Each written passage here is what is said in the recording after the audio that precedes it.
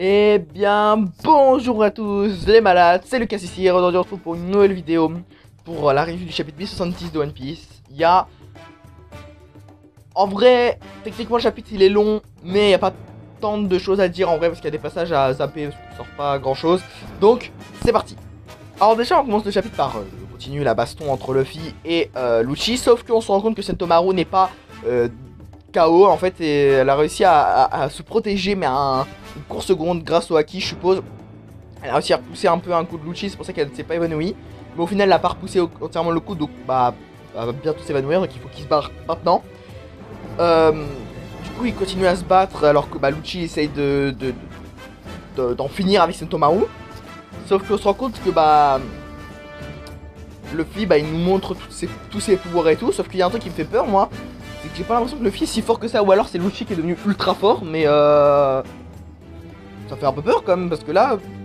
Enfin si, il y a un moment où bon, Lucci a failli s'évanouir après un coup de Luffy, donc bon, si Luffy est très fort, mais alors Lucci c'est un monstre, hein, parce que vraiment, j'ai peut-être parlé un peu trop vite, parce qu'il est peut-être plus fort qu'il n'y paraît. En tout cas, ensuite le chapitre, là il y a beaucoup de pages un petit peu que j'ai trouvé qui servaient à rien. Pourtant le chapitre est très bon, hein, je lui mets un 8 sur 10, mais il y a des pages qui servaient un peu à rien, c'était même à éviter en vrai. Ah oui, d'ailleurs, attendez, j'ai oublié de vous le dire, mais vous savez, à chaque début de chapitre, il y a une petite page avec un dessin, on voit une histoire parallèle. Donc là, c'est la foi d'Odyssée du Germa. Et on a vu le visage de tous les scientifiques jeunes quand ils formaient les squads avec tous les scientifiques là, les plus forts du monde. J'ai oublié le nom, excusez-moi. Mais voilà, et donc on a vu tous les scientifiques jeunes. On a vu, bon, je crois que 16 ans on l'avait déjà vu. Mais on a vu, j'ai oublié son nom, parce que bon, il sert plus, on le voit plus en ce moment. C'est le père de Sanji, mais j'ai oublié son nom. Excusez-moi encore une fois, hein, parce que bon, ça fait tellement longtemps qu'on l'a pas vu et que c'est un personnage que je déteste tellement que j'ai voulu l'oublier. On voit le docteur Vegapunk, on voit un mec que je connais pas, et on voit un homme avec un chapeau, une cape. Je crois, je sais plus ce qu'il a dans la main, je sais plus ce qu'il tient, mais on dirait un peu Cavendish, vous savez, mais un Cavendish, on dirait c'est le père de Cavendish, je sais pas. En tout cas, il est stylé, mais je sais même pas que c'est un scientifique. Après, on voit des scientifiques dans le fond. Enfin bref, c'est l'un des trucs les plus intéressants du chapitre. Ça, chacun pense ce qu'ils veulent. Donc ensuite, on voit que bah, Luffy et tout sont escortés vers la fusée qui va les emmener loin, vers le centre. Je sais plus quoi. Je crois que c'était pour aider Atlas. Voilà. Aussi pour s'échapper hein, par la même occasion. Donc ce qui va se passer, c'est que on va se rendre compte, enfin, Dr. Vegapunk va expliquer que quand ils vont devenir plus grands, les séraphins, bah, ça serait les trucs les plus forts de la Terre. Et il y a un moment où c'est le séraphin de Jinbei qui va utiliser le pouvoir de Senior Pink. Et du coup, au début on va se dire, ah ouais, il est mort Senior Pink. Bah non en fait, c'est parce qu'il a recréé les fruits de démon, mais pas comme les Smiles. C'est un truc encore mieux amélioré. Enfin, mieux amélioré, ça veut dire encore plus amélioré. Sauf que le gros problème, c'est que il sait pas si les Zoan on pourra vraiment les créer, parce qu'en fait les Smiles c'est un peu de la merde en fait. C'est vraiment pas du tout un bon truc à prendre, parce que ça peut te tuer en fait hein, donc c'est pas... Oula mes cheveux, pardon. C'est pas le meilleur truc à faire. En tout cas, ensuite on se rend compte que les séraphins ils sont des émotions.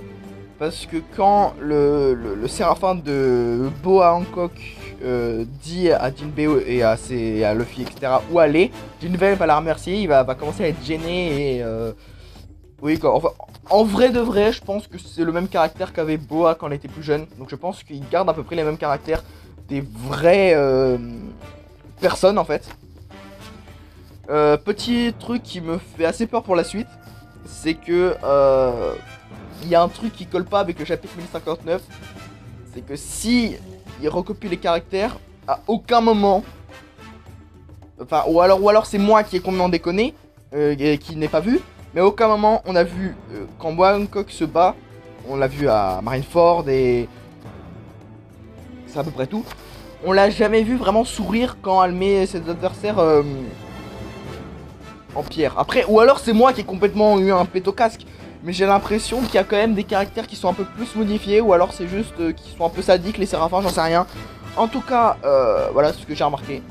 Oula, petit bug, excusez-moi. C'est ce que j'ai remarqué, voilà. Donc je sais pas si vous aussi vous l'avez remarqué. Ils ont peut-être un truc en plus. C'est comme le séraphin de Jinbei. Jamais de la vie Jinbei ferait ça. En tout cas, voilà, c'est en mode défensif. Bref. Passons, donc bah, on se rend compte que bah, Luffy ils arrivent à aller dans l'autre côté et que Sentomaru tombe KO et que tous les séraphins vont du côté enfin c'est nul mais bon voilà, du CP0 et de la marine aussi parce que la marine arrive bientôt avec le plus possible de bateaux de guerre. Vous savez les gros bateaux de la marine, bah, il y en aura pratiquement le maximum autour d'Egghead et c'est Kizaru qui le demande. Alors, et je sais plus ce qui était marqué, parce que vous savez qu'il y a un petit message de Oda qui dit oh, qu'est-ce qui va se passer au prochain chapitre. Sauf que bah, j'ai l'impression, je sais plus ce qu'il a marqué, mais je crois que c'est l'un des plus... Il avait marqué l'un des plus forts amiraux, ou alors l'un où les forces de la marine passent à l'action, voilà. Bah ça fait peur, ça fait peur, parce que s'il dit tous les bateaux de guerre, alors qu'on a vu que... avec le Buster Call qu'il y a eu bah, à Ohara et à... oh non, c'est pas vrai, non. Bon, vous avez compris. Et bah, le Buster Call, déjà, il faisait peur. Mais j'ai l'impression qu'il n'y avait pas tous les bateaux de la marine. Alors que là, s'il y a tous les bateaux... On va s'en sortir? On va pas s'en sortir. Là, non. Non. Allez, on abandonne, on arrête. On arrête tout. Là, j'arrête tout, je vais me coucher. Parce que, bon, il n'y a peut-être pas tous les bateaux, va déconner, mais je pense qu'il y en aura beaucoup plus qu'à Buster Call, bah, peut-être 2 fois plus. Je peux vous dire que Egghead va pas tenir le coup. Hein. Peu importe sa science ou quoi, c'est pas possible. Et donc, c'est la fin du chapitre. Voilà, j'espère que vous avez aimé. Ciao. Non, parce que j'ai une grosse théorie sur Kizaru, alors on va pas perdre plus de temps. C'est parti pour l'instant théorie. Instant théorie. Alors pour l'instant théorie, j'avais une grosse théorie sur Kizaru. Déjà, je sais très bien qu'il y a son Loga qui est éveillé, ça c'est sûr, ok. Sauf que on s'en rend pas compte, mais il y a un truc qui a pas avec la marine. Depuis que bah, Luffy est devenu même avant, je pense, on peut dire, enfin il homme poisson, on pouvait dire que la marine était nulle. Mais genre sans déconner, hein. On pouvait dire que la marine se faisait exploser par l'équipage au chapeau de paille. Voilà. Les Mugiwara, ils pétaient la bouche à tous ceux de la marine. Sauf que c'est trop facile. C'est trop facile, il y a eu un skip de 2 ans, c'est pas possible. Tu vois? C'est pas possible. C'est pas possible que la marine soit stagnée, que voilà. Alors certes, on a vu quelques amiraux, on se dit... Regarde, Fujitora il se fait exploser, regarde... qui je pourrais dire, Fujitora il se fait exploser, Fukuro... J'arrive pas à dire son nom, vous avez compris, il se fait exploser. Mais Kizaru c'est le plus vieux, tu vois. Lui il a 2 ans de plus d'expérience que les autres. J'ai n'importe quoi, vous avez compris, genre il a plus d'expérience que les autres de la marine. C'est le plus vieux avec... Akainu, tu vois, sauf qu'Akainu il a plus le même poste. C'est le chef des amiraux, le chef amiral, l'amiral en chef, je vais dire le chef amiral en chef, l'amiral en chef, donc il n'y a pas vraiment le même poste. Alors que Kizaru, lui, il est resté à son même poste, il est tranquille, tu vois. Et donc, il a éveillé son corps, tu vois. Il a le haki depuis longtemps. Et à tout moment, il affronte Luffy.